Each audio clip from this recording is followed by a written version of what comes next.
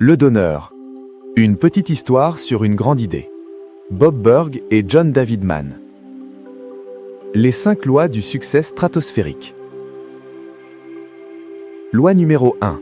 La loi de la valeur. Votre vraie valeur est déterminée par combien plus vous donnez en valeur que vous ne prenez en paiement. Loi numéro 2.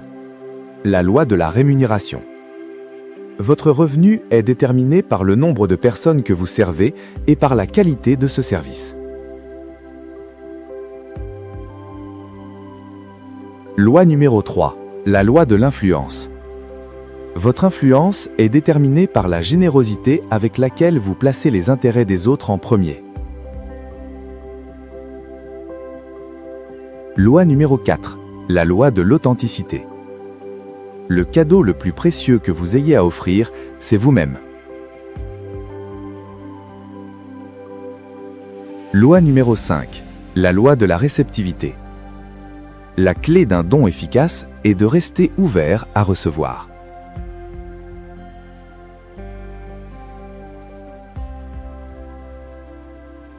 Chapitre 1. Le battant. S'il y avait quelqu'un à la Clason Hill Trust Corporation qui méritait d'être qualifié de battant, c'était bien Joe. Il travaillait dur, travaillait vite et visait le sommet. Du moins, c'était son plan. Joe était un jeune homme ambitieux qui voulait décrocher les étoiles. Mais parfois, il lui semblait que plus il travaillait dur et vite, plus ses objectifs s'éloignaient. Pour un battant aussi déterminé, il donnait l'impression de beaucoup courir, sans vraiment arriver.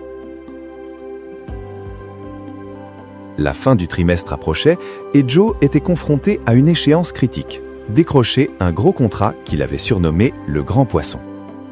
Il venait d'apprendre qu'un concurrent inconnu lui avait soufflé l'affaire sous prétexte que son entreprise n'avait pas le poids nécessaire. C'est alors qu'il se souvint d'une conversation entendue par hasard. On parlait d'un consultant de haut vol que tout le monde appelait simplement le président ou Pindar. Sans perdre de temps, Joe se rendit vers Gus, un collègue plus âgé, pour obtenir ses coordonnées. Gus, que Joe considérait avec une certaine condescendance comme un vieux de la vieille dépassé, trouva la carte sans hésiter et lui tendit. « Je dois dire une chose, Joe, tu as de l'ambition et je l'admire. » Quelques minutes plus tard, Joe appelait le bureau du président. À sa grande stupéfaction, la secrétaire, qui se présenta comme Brenda, lui proposa un rendez-vous pour le lendemain matin, un samedi, à 8 heures.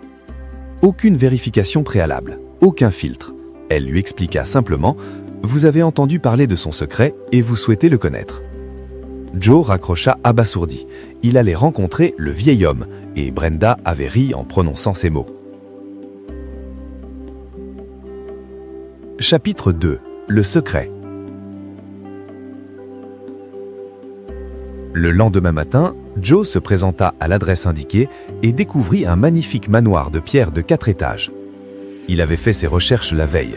Le président avait bâti une carrière remarquable dans des secteurs très variés, était aujourd'hui très demandé comme consultant pour les PDG du Fortune 500 et jouissait d'une réputation légendaire, le secret le mieux gardé du monde des affaires. Pindar l'accueillit à la porte avec un sourire chaleureux et une poignée de main ferme. « Merci d'être venu, dit-il. Et il ajouta, ce qui intrigua Joe, « Merci à vous aussi pour la même raison. » Ils s'installèrent sur la terrasse autour d'un café préparé par Rachel, la cuisinière de la maison, dont le breuvage était, paraît-il, extraordinaire. Pindar fit une remarque qui allait donner le ton de toute la semaine. Nous partons de 2 directions opposées concernant la création de richesses. Vous avez dit faire fortune et j'ai dit partager son café. Voyez-vous la différence? Joe acknowledgea qu'il ne la voyait pas très bien. Il n'y a rien de mal à gagner de l'argent, beaucoup d'argent même. C'est simplement que ce n'est pas un objectif qui vous rendra prospère. Pindar se pencha légèrement en avant et dit doucement un seul mot. Donner. Joe attendit la suite. Il n'y en avait pas, c'était tout. Le secret du succès tenait à un seul mot. La majorité des gens fonctionnent avec un état d'esprit qui dit à la cheminée « Donne-moi d'abord de la chaleur et alors je mettrai des bûches » ou qui dit à la banque « Verse-moi des intérêts et alors je ferai un dépôt ». Cela ne fonctionne tout simplement pas ainsi. Pindar proposa alors à Joe de le retrouver chaque jour de la semaine suivante, le temps du déjeuner, pour lui enseigner ces 5 lois du succès stratosphérique, mais à une condition. Vous devez vous engager à mettre en pratique chaque loi le jour même que vous l'apprenez. Pas en y pensant, pas en parlant, mais en l'appliquant dans votre vie. Joe accepta. Ils se serrèrent les mains. Chapitre 3. La loi de la valeur.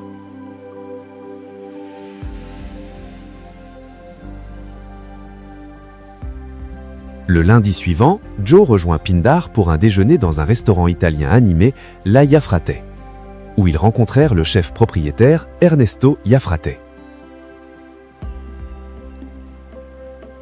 Ernesto avait débuté avec un simple chariot à hot-dog.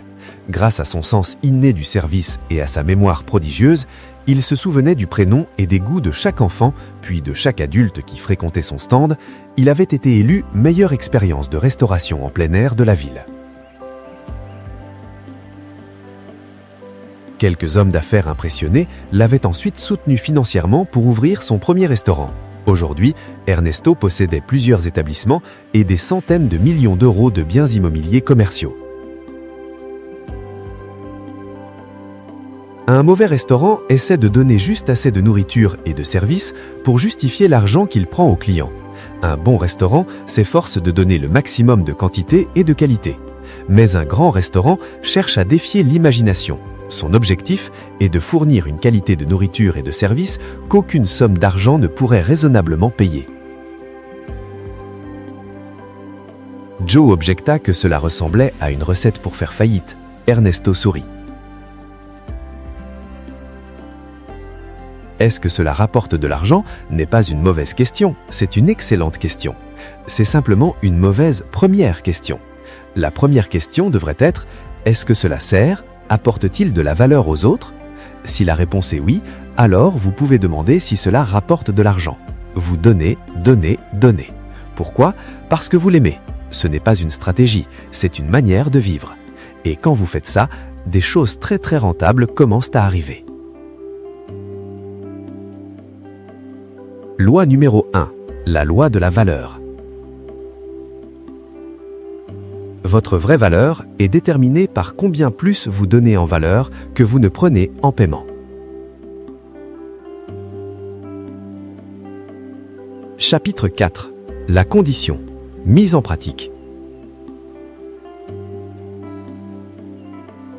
De retour au bureau, Joe se remémora la condition de Pindar. Appliquer chaque loi le jour même qu'il l'apprenait. Mais comment ? Peu après, il reçut un appel de Jim Galloway, un avocat avec qui il travaillait parfois. Son entreprise ne retenait pas les services de Joe pour le renouvellement d'un contrat. Joe allait raccrocher, puis se ravisa. Il ouvrit son tiroir, en sortit la carte d'un concurrent, Ed Barnes, reconnu pour ses connexions internationales, et la donna à Jim. Il venait de transmettre une piste commerciale à un concurrent direct. Il resta un long moment à fixer son téléphone, n'en croyant même pas ce qu'il venait de faire. Chapitre 5. La loi de la rémunération. Le mardi, Pindar emmena Joe rencontrer Nicole Martin, CEO de Learning Systems for Children Inc., une jeune femme qui avait fondé l'une des sociétés de logiciels éducatifs les plus prospères du pays, réalisant plus de 200 millions de ventes annuelles dans le monde entier.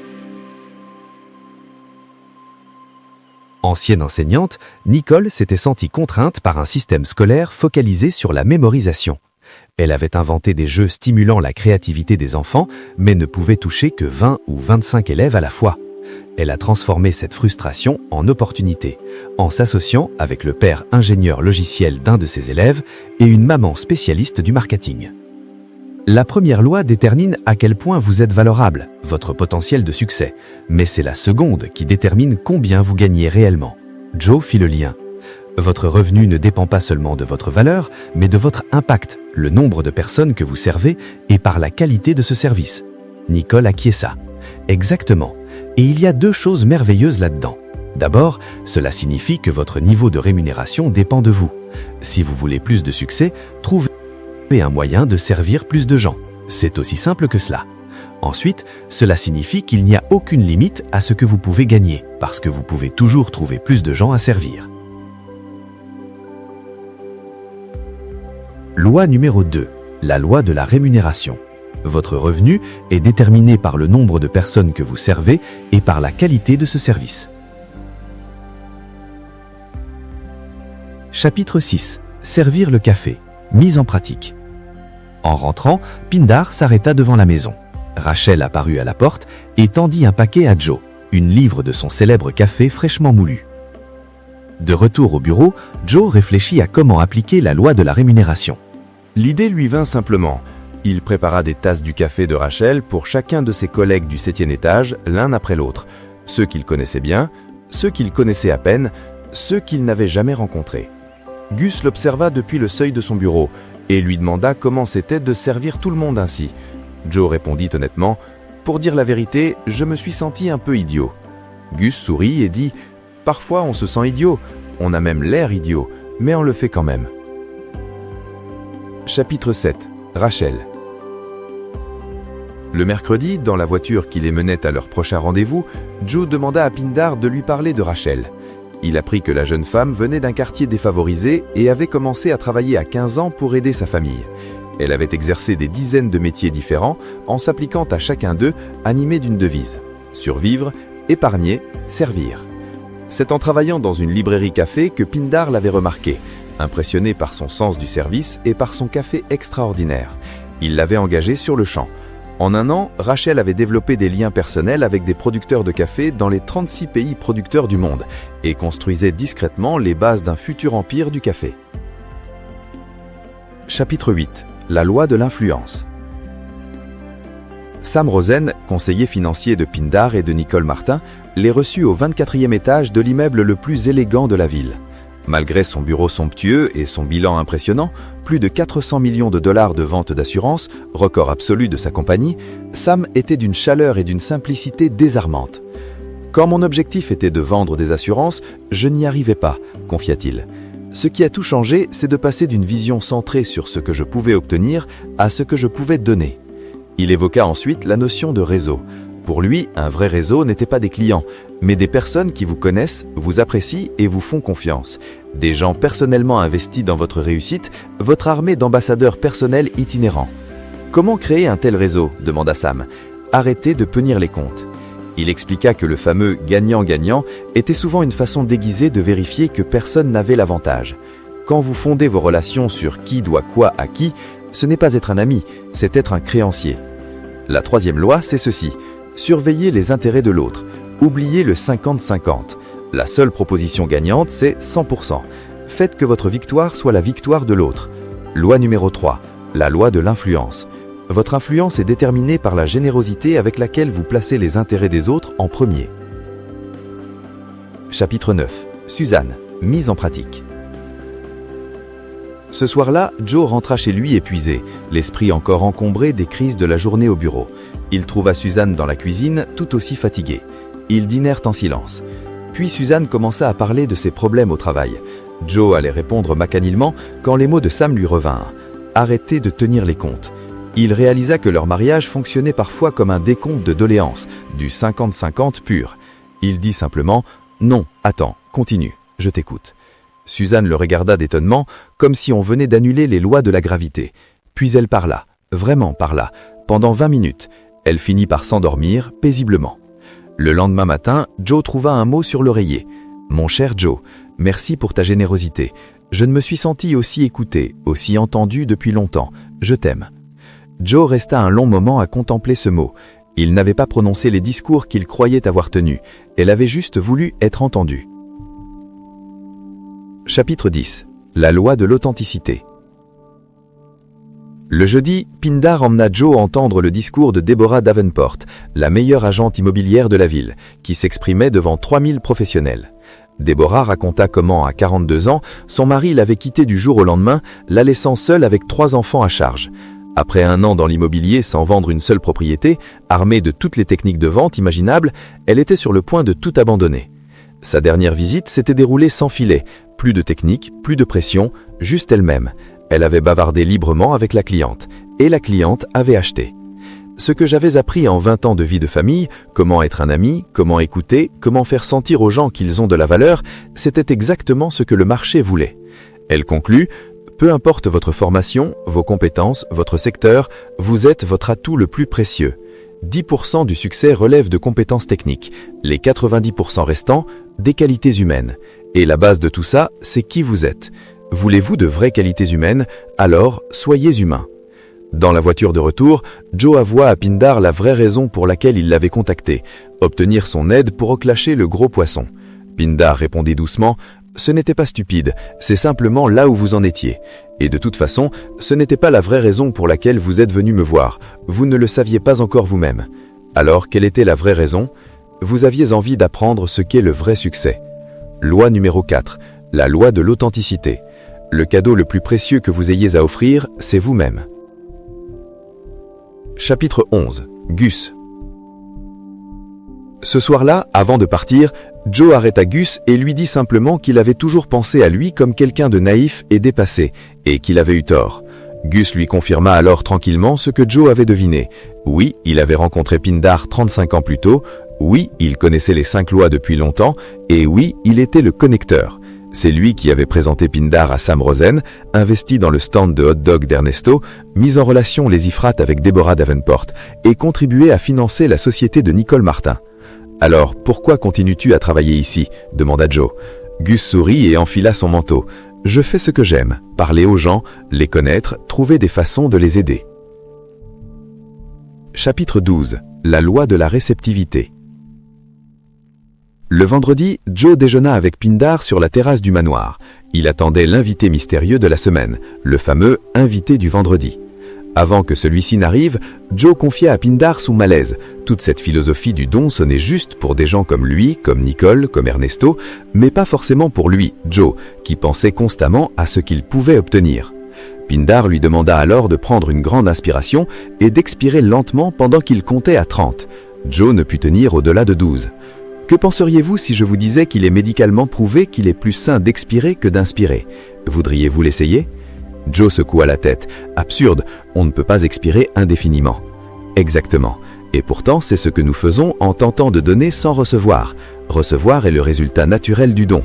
Si vous donnez et tentez ensuite d'empêcher le retour, vous êtes comme un knout ordonnant à la Marie de ne pas rentrer. Elle doit rentrer, comme votre cœur doit se contracter après s'être relâché. Joe commençait à voir: toute notre générosité dans le monde ne créera pas le succès voulu si nous ne rendons pas capables de recevoir en retour, car si on refuse les dons des autres, on coupe le flux. Il fit le lien avec les grandes aspirations, la curiosité, la confiance en soi, toutes ces qualités sont des formes de réceptivité.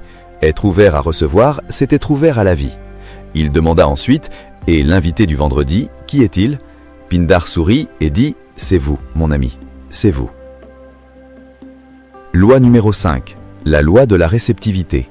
La clé d'un don efficace est de rester ouvert à recevoir. Chapitre 13. La boucle est bouclée. Cet après-midi-là, la mauvaise nouvelle tomba officiellement. Le gros poisson avait été attribué à Neil Hansen.